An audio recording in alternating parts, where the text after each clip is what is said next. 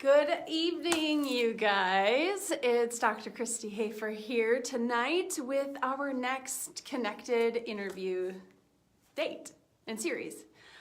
We've been doing these at Wednesday evenings, 7 p.m. Mountain Time. We're going to be doing these for the next 6 weeks after this because I'm already booked out with a bunch of awesome professionals and women who want to help you, just like I want to help you, be able to live your best life possible. I've got so many business connections and so many different people that I interact with, that I talk with, that I really trust, respect, and honor, and I want them to be able to share their information with you. So one very special woman, and I'm going to invite her to join here right now. Here we go. Her name is Dr. Abbie Ballard, and she's in the Midwest. And I met this gal years ago, actually. I don't know if you remember, Abbie, but we met in Colorado, even though we're Midwest natives. Both had an advanced training for neurological based chiropractic care. We had both just been introduced at that time to neurological scanning and measuring the nervous system and how it operates. And this rock star was sitting on a couch pumping for her 1-year-old twins. And I was like, this lady's amazing. And we had a really good conversation about functional nutrition and endocrinology and all the things that she was so advanced in. And ever since then, I've been sending patients to her from my office to phone consultations, and they just loved it. They loved this extra piece of natural healing because we've known how important it is that every single nerve is connected and every single cell is operating the way that it's supposed to be.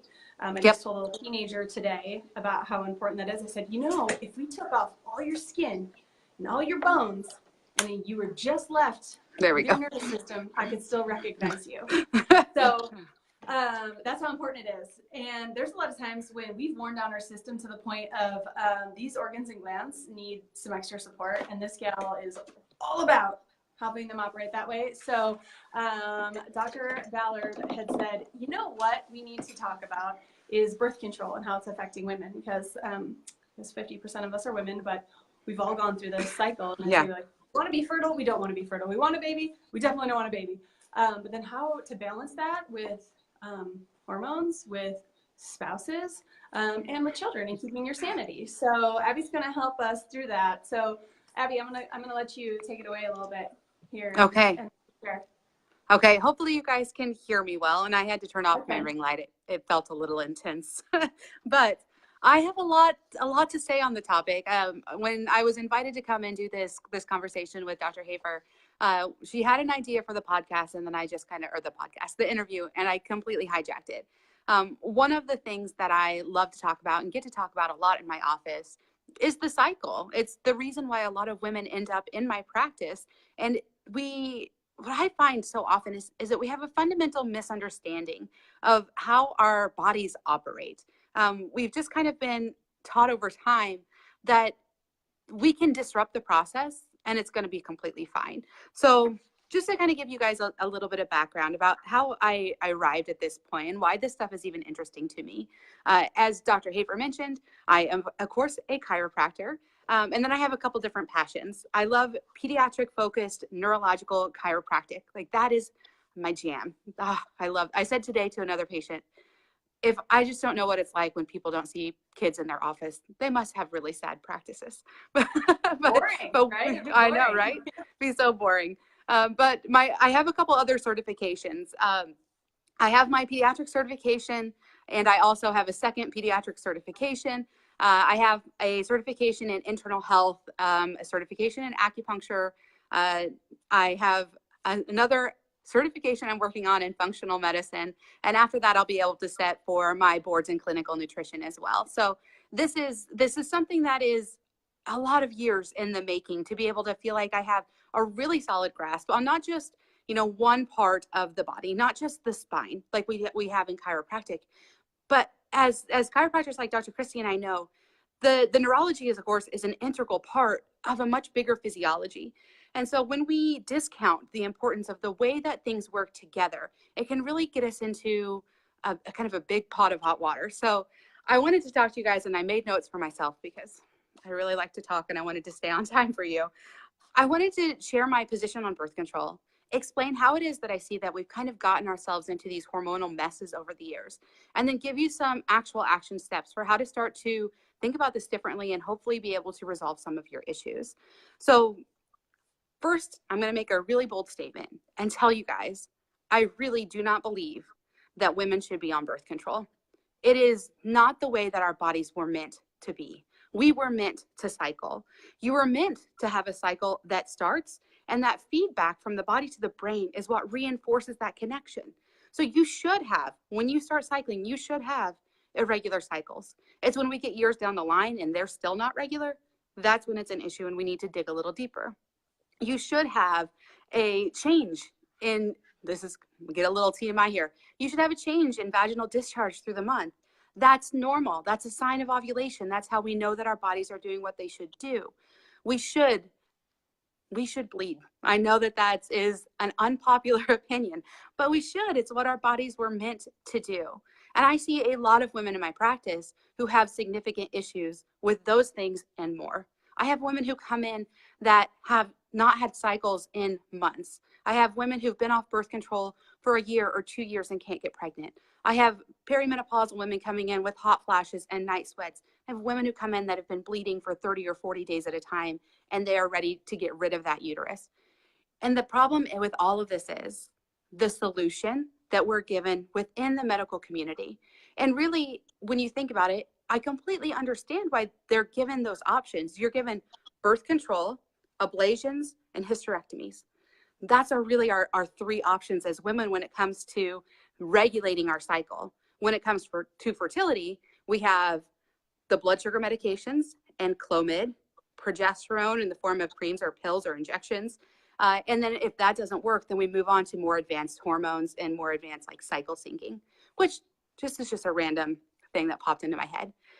If you have ever had problems with fertility and you go to see a fertility specialist, they will sync all of their women. They will manipulate their cycles till the point that they all ovulate on the same day to make that practice life easier for that fertility specialist. I don't know if you guys have ever seen that, but they will change the timing of a woman's cycle so that they all are doing approximately the same thing on approximately the same days, so they can have surgical days on the same days. They can have egg harvesting days on the same days for all of their practice members, or their patients, I should say. Like I say, that was an aside. I just got on a tangent. But one of the things that happens is whenever we have a problem with our cycle, and especially if you go to see a medical doctor, they don't have a whole lot of tools in their toolbox. If you're not up for having a surgery, if you're not up for taking a hormone, what do they have to offer you? Ask yourself that question. Our medical system is set up to ask the question, what? What is the problem? Is it painful periods? Is it lack of a cycle? Is it PMS? They never ask the question why. And it's because they don't have the tools necessarily to do anything about the why.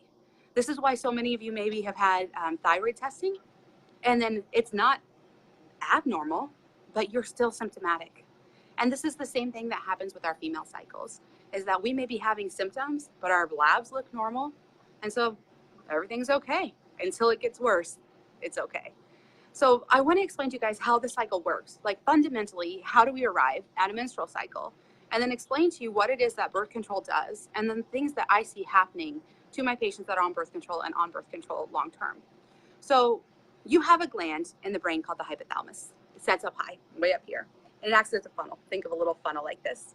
He collects the information. And the hypothalamus gland sends information to the pituitary. And you guys may be a little more familiar with the pituitary, because when that guy's messed up, we grow giants, like literal giants. But that's the pituitary.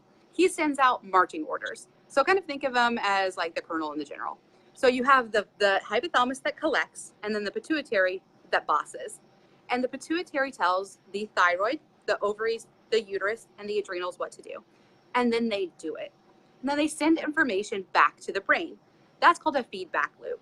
It's like a communication with your husband. You tell them what to do, and you see what they do, and then you tweak your instruction. So that's what the body and the brain are doing all the time.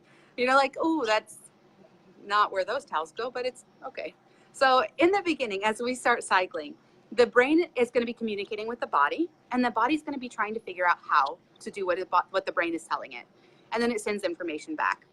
So this is called the HPA, so hypothalamus pituitary adrenal, or HPO axis, depending on who you're talking to.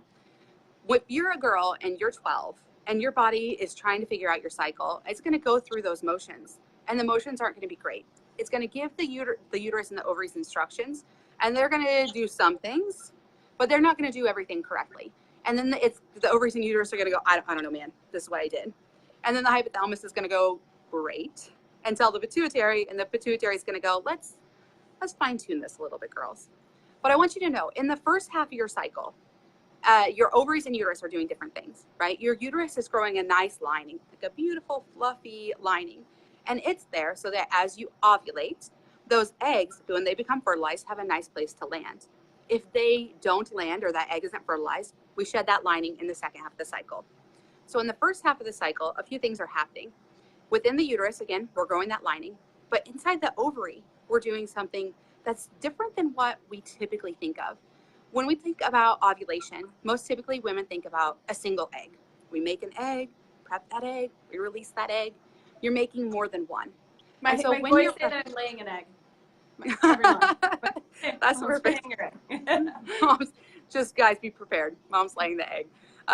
Mine are too little still to understand any of those references, but I can imagine one day my 6-year-old said to us at dinner about his brothers, these kids never learn. Like, oh, yeah. You're 6, calm down. But anyway, when we are in that first part of the cycle, it's called the follicular phase because eggs are follicles, but you're making all these eggs. And what you do with those eggs is something that's unique that we never talk about. So you make more than one egg, and then your body says, this is the best egg, and then that's the egg that you ovulate. So the best of the cream of the crop, so to speak, is the one that you ovulate. You take those other eggs, and your body reabsorbs them and helps to turn it into progesterone in the second half of the cycle. So you have this rise of estrogen in the beginning, progesterone in the end, and if you don't have a baby, those both drop and you cycle.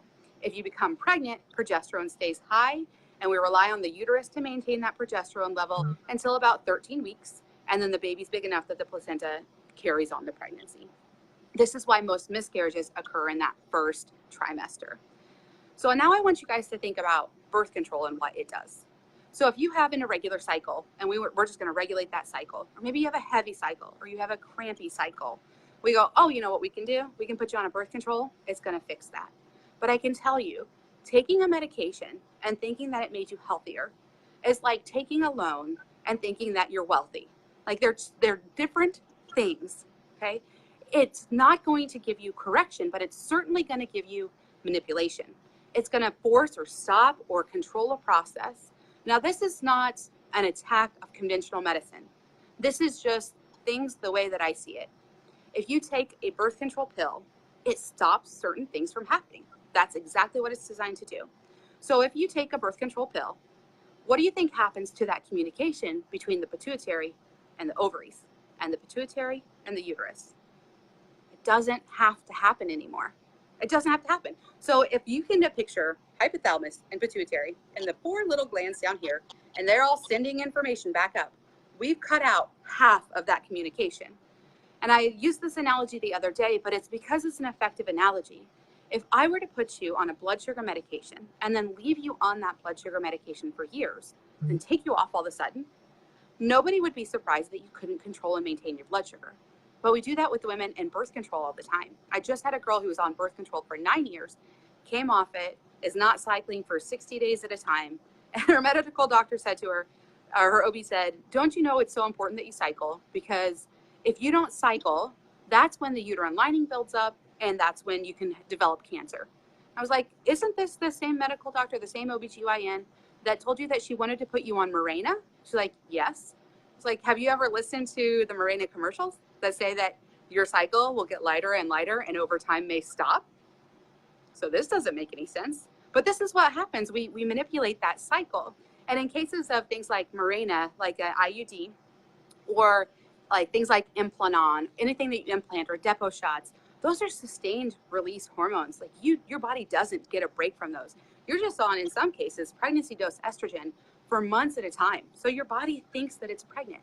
But I want you to keep in mind, we talked about being on birth control and how it stops part of that feedback loop from happening.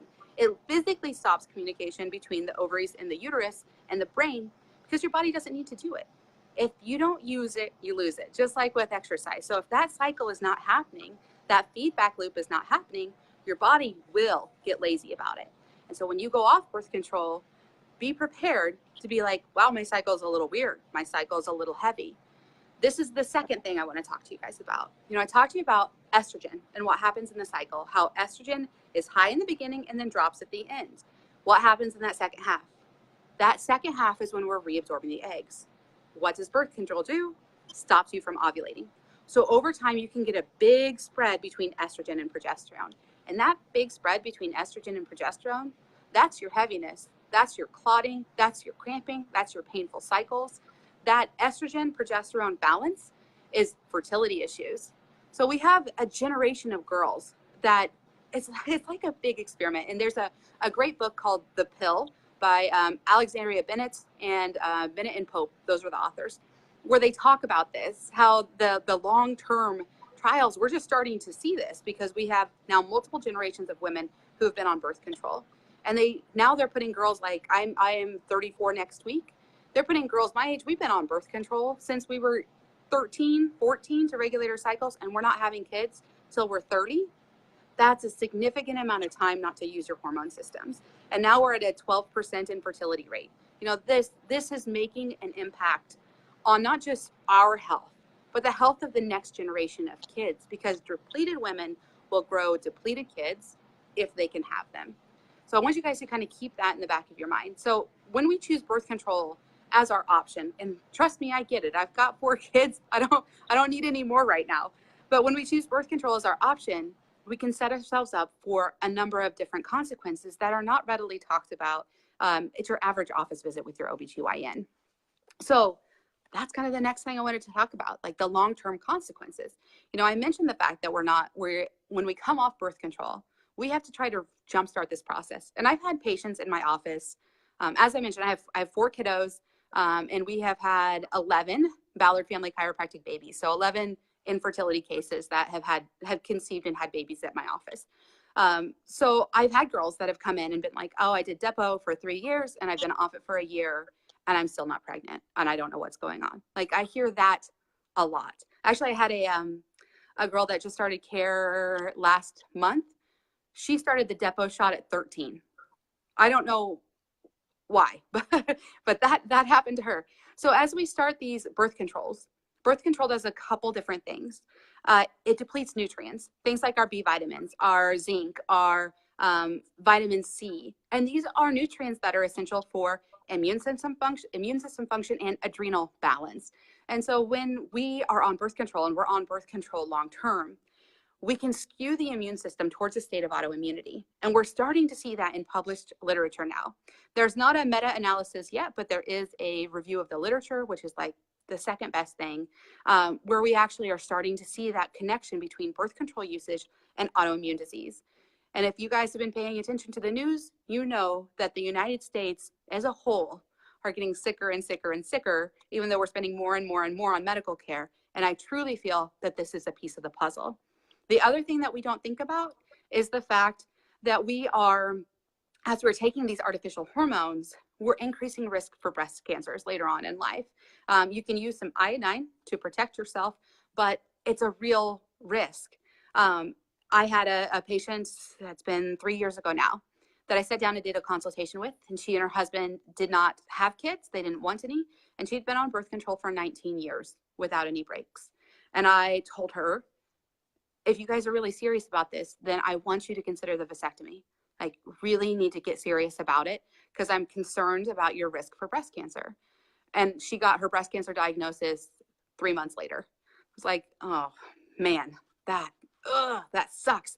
So that's fuel to my fire. So I have these conversations more readily when people come into my office because I've literally seen the consequences for women like myself who have a family history of autoimmune disease. This becomes an extra risk. And to me, I would rather have a baby than rheumatoid arthritis later. So I have to choose more natural options in my approach to birth control. And that's, I think, the last thing that I want to talk to you guys about is your options. Because women come in all the time, they're like, well, if I don't do birth control, what do I do? You get to know your cycle. There are 1,000 different cycle tracking apps. Many of them now, you can buy a thermometer and do a basal body temperature each morning, and it will auto-calculate these things for you. So you don't have to be a master of your cycle yet. Over time, your cycle will start to come into a normal pattern. And if it doesn't, that's when you find a functional practitioner like myself and get some more advanced testing. Saliva is great for female hormones. It's the gold standard when it comes to the adrenals. Thyroid testing, best with blood work, but make sure your doctor is doing a comprehensive panel. And I'll just stop my tangent on that there. But getting to know your cycle and getting into a normal rhythm, that can happen. Sometimes we have to go back and we have to detoxify the body and clear some of those excess estrogens, but supporting your body in that natural feedback, it will reinforce over time and you'll come into a more natural rhythm. That makes things like fertility tracking and ovulation predicting much more accurate. I have been married for 10 years this June. We have 4 kids. I've never been on birth control. My youngest is 2.5. It's possible to be safe and still not be on birth control. You also have, of course, the backup options, barrier methods, things like condoms. If you guys have ever seen the Seinfeld episode where Elaine contemplates if somebody is sponge worthy, sponges are on the market. They're called the Today Sponge. You can order them on Amazon. It does have a spermicide within the sponge itself, which can be irritating to some individuals. It's a kind of a trial and error thing. There are vaginal contraceptives that are like films. You can use foams. There's a bunch of different things, but I want you to keep in mind that your fertility window is about 5 days each cycle. So you don't necessarily have to be using barrier methods your entire cycle. It's barrier methods during your window of fertility. And just one quick aside here. Sometimes people ask me about non-hormonal birth controls, like the Paragard IUD. I want you guys to know that the Paragard IUD works because it's copper, and copper mimics estrogen. So typically over time, with that particular IUD, cycles get heavier and heavier and heavier, and symptoms of estrogen dominance still persist, and you get worse and worse pain, those sort of things over time. So you think you're saving yourself the hormone, but you're just creating a different imbalance between copper and zinc, which is leached by birth control. So that's kind of my 2 cents there. If you hopefully maybe have been convicted or at least interested in learning a little bit more, that book that I mentioned, The Pill by Bennett and Pope, is great. The Period Fix is great. And there's one that's called Beyond the Pill. Oh my gosh, what's that lady's name? Jolene? I will remember it soon. I'll put it in the comments so that you guys can take a look. Yeah, exactly. But there are plenty of things that you can do to help your body transition off of birth control. So if you decide to stop, going after the liver and giving your body liver and detoxification support is typically where I start, simply because your liver is responsible for so many things. It's the thing that recycles your estrogen. So if you have way too much floating around, go after that liver. The liver is also where thyroid hormone conversion happens, so we want to make sure it's healthy to begin with.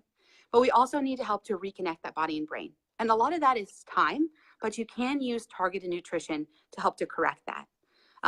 Going back to the liver, because I forgot to mention this, you can do really simple things, foods that support the liver, Epsom salts baths, lemon, like I say, lemon water each morning, really simple things to help support that liver and detoxification.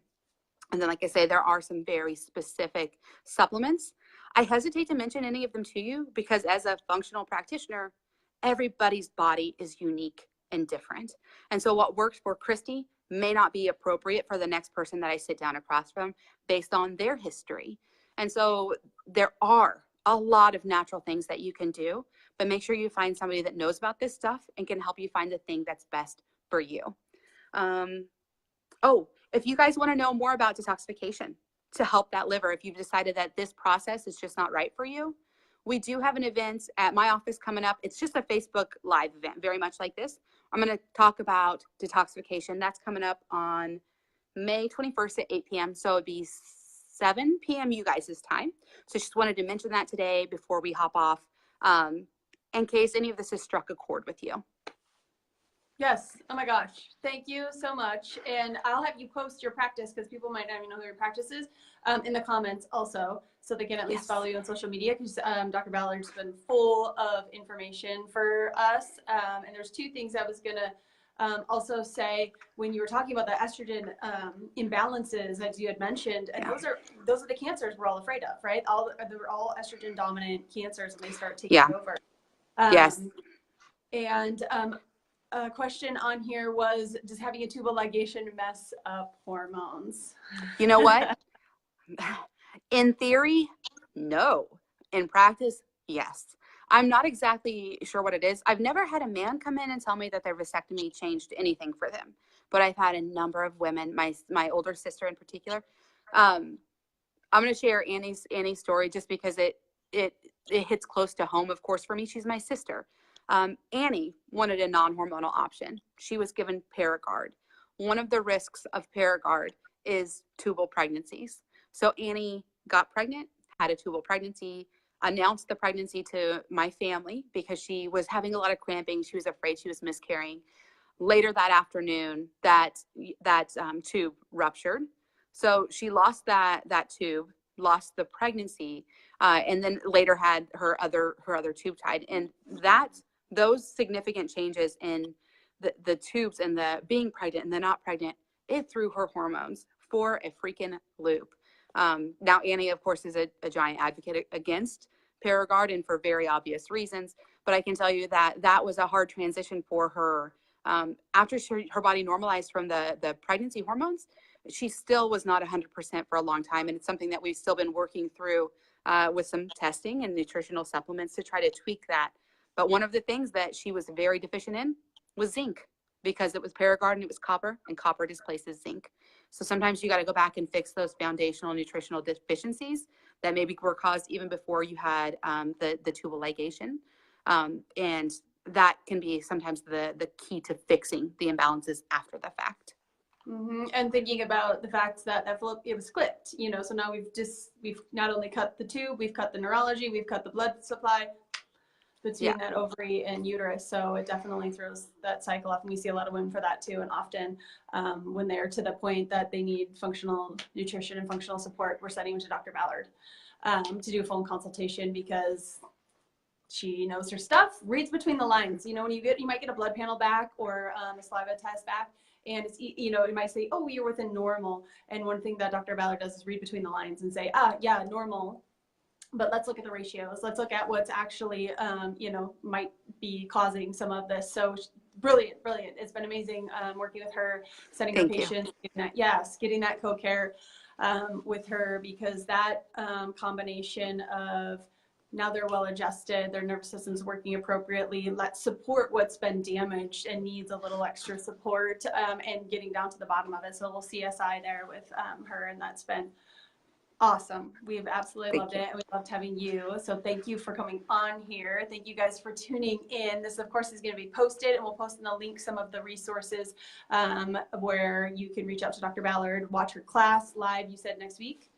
It is next month, actually. We have a couple in-office things happening this month, and then some online events next month.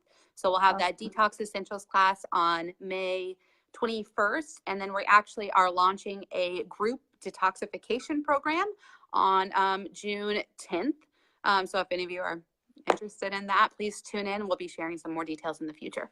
Yes. Okay. And I do see one more question here that says, is it true that the first month you get off of birth control is your most fertile time?